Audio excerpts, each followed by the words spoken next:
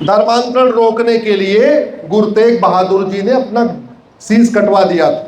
जो लोग दिल्ली के होंगे उनको पता है शीशगंज गुरुद्वारा बना हुआ है, वहां उनका शीश काटा गया था। क्यों? क्योंकि उन्होंने कन्वर्जन का विरोध किया था। ये हमारे पूर्वज देखिए, हमारे पूर्वजों ने धर्मांतरण रोकने के लिए शीश कटवा दिया। गुरु गोविंद सिंह जी ने पूरा परिवार बलिदान कर दिया धर्मांतरण रोकने के लिए। छत्रपति शिवाजी महाराज ने अपना पूरा राजपाट दांव पे लगा दिया। संभाजी महाराज ने अगर धर्मांतरण कर लिया होता तो जिंदगी उनकी बचती कि नहीं बचती, का धर्मांतरण नहीं किया। और आज बड़ी बड़ी बातें करने वाले, गुरुओं का नाम लेने वाले, छत्रपति शिवाजी महाराज का नाम लेने वाले एक ढंग का कानून नहीं बना रहे, एक ढंग का कानून नहीं बना रहे। मैं आपके साथ पूरे गारंटी के साथ कहता हूं 90% धर्मांतरण 3 महीने के अंदर रुक जाएगा, 3 महीने के अंदर रुक जाएगा।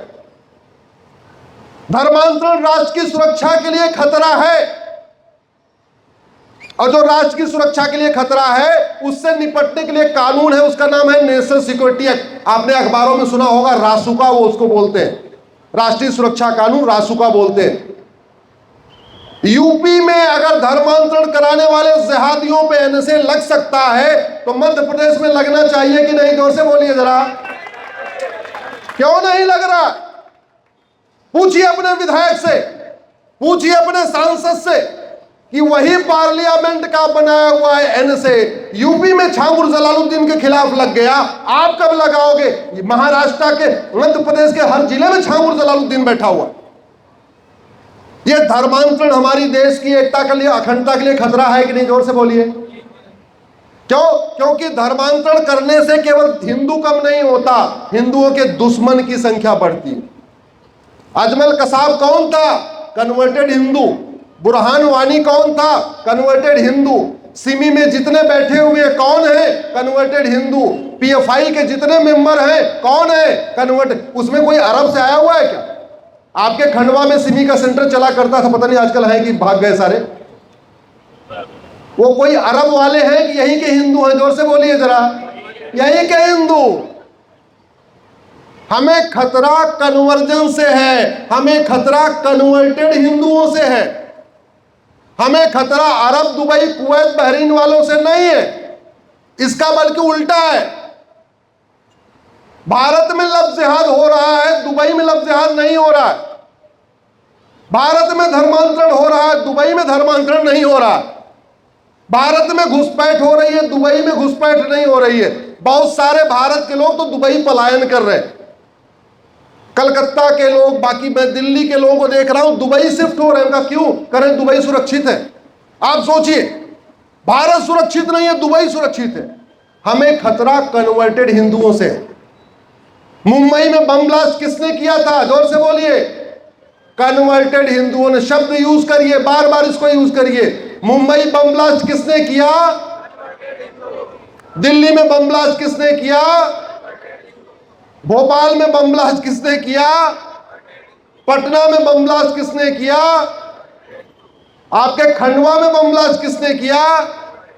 अरे भैया, हमें कन्वर्टेड हिंदुओं से खतरा, इसलिए कन्वर्जन को रोकना जरूरी है। इसीलिए इसको देश की एकता अखंडता के लिए खतरा डिक्लेयर करना चाहिए। और जो देश के लिए एकता अखंडता के लिए खतरा हो उससे निपटने के लिए कानून है, उसको कहते हैं यूएपीए। अगर उत्तर प्रदेश में बाबा जी धर्मांतरण कराने वाले जिहादियों पे यूएपीए लगा सकते हैं तो आपके मध्य प्रदेश में लगना चाहिए कि नहीं? धर्मांतरण से बड़ा कोई देशद्रोह है क्या?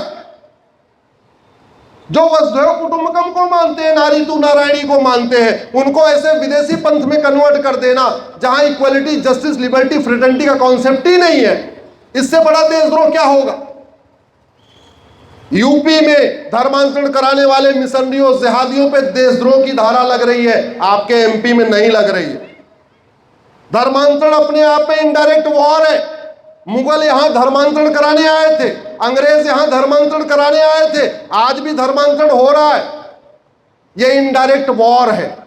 भारत की डेमोग्राफी बदलने का प्लान है और वेजिंग वॉर के लिए बीएनएस में प्रावधान है।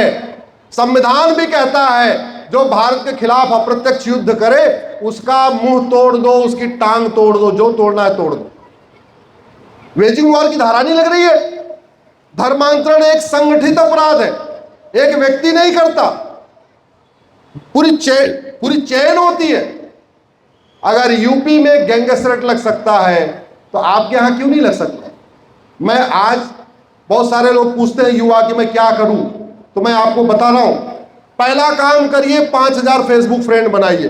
दूसरा काम करिए सप्ताह में एक दिन सांसद को मिलिए, एक बार विधायक से मिलिए, सांसद विधायक को पकड़ करके कहिए। और एक मैं आपको कह रहा हूं, लफ्ज़ जिहाद भी रुक जाएगा, धर्मांतरण भी रुक जाएगा। केवल कानून की 5 धारा अपने यहां लगवाइए। धर्मांतरण लफ्ज़ जिहाद और धर्मांतरण कराने वालों पे एनएसए लगवाइए, उनके खिलाफ यूएपीए लगवाइए, उनके खिलाफ वेजिंग वॉर लगवाइए, उनके खिलाफ देशद्रोह की धारा लगवाइए, उनके खिलाफ गैंगस्टर एक्ट लगवाइए। उनकी जिस दिन लफ्ज़ जिहादियों की और धर्मांतरण कराने वालों की 100% प्रॉपर्टी जब्त होना शुरू हो जाएगी, इनकी नागरिकता खत्म होना शुरू हो जाएगी, इनको साल भर के अंदर आजीवन कारावास, फांसी मिलना शुरू हो जाएगा। गारंटी के साथ कहता हूं, लफ्ज़ जिहाद भी रुक जाएगा, धर्मांतरण भी रुक जाएगा। गाय को रोटी खिलाने से गाय नहीं बचेगी। जितना जरूरी है महाराज जी गाय को रोटी खिलाना, उतना ही जरूरी है गौ तस्कर को जेल में डालना। नहीं तो आप साल भर गौ सेवा करोगे, साल भर गाय को रोटी खिलाओगे, एक दिन आएगा गाय को खाने वाला आपकी गाय लेके खा जाएगा। अभी बांग्लादेश में मेरे पास फोन आया, एक अच्छी गौशाला चलाते थे, 125 गायें थी। रोते हुए बता रहे थे कि मैं 10 साल से गौशाला चला रहा था। आए एक दिन रात को आए, हमारी पूरी सारी गाय लेके चले गए। और मैं फिर से कह रहा हूं, अफगानिस्तान में गौशाला चल रही है क्या? जोर से बोलिए। पाकिस्तान में गौशाला चल रही है क्या? बांग्लादेश में गौशाला चल रही है क्या? मालदीव में गौशाला चल रही है क्या? कश्मीर में गौशाला चल रही है, नागालैंड में चल रही है, मिजोरम में चल रही है, मेघालय में चल रही है, नागालैंड में चल रही है, लक्षद्वीप में चल रही है, करगिल में चल रही नहीं।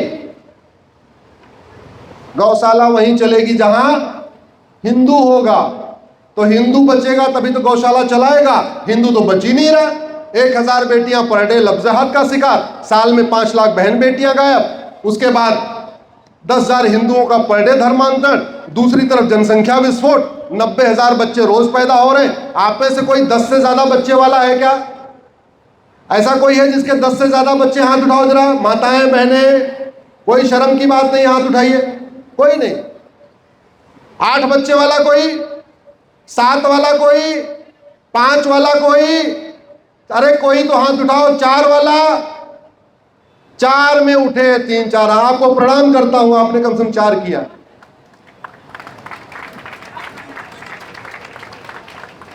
पूरी ताकत देखो, ये जागृत लोग हैं तब 4 किए हैं। अरे भैया ऐसे बात नहीं बनेगी। आपको हम दो हमारे दो लागू करना ही पड़ेगा। भारत को बचाना है, भारत की संस्कृति को बचाना है। चंद्रशेखर आजाद का सपना साकार करना है, गुरु गोलवलकर जी का सपना साकार करना है, बाबा साहब अम्बेडकर का सपना साकार करना है, डॉक्टर हेडगेवार जी का सपना साकार करना है, वीर सावरकर जी का सपना साकार करना है। तो हम दो हमारे दो सबके दो, इसको लागू करना ही पड़ेगा, इसके बिना काम नहीं चलेगा। और कुछ लोग कहते नहीं कुछ मानेंगे नहीं, अरे खूब मानेंगे। सीधे इसको नागरिकता से जोड़ना पड़ेगा। जो हम दो हमारे दो मानेगा वो भारत का नागरिक, जो नहीं मानेगा वो भारत का नागरिक नहीं। मानेंगे कि नहीं मानेंगे? सब मानेंगे। भय बिन होय सठे साठ्यम सब।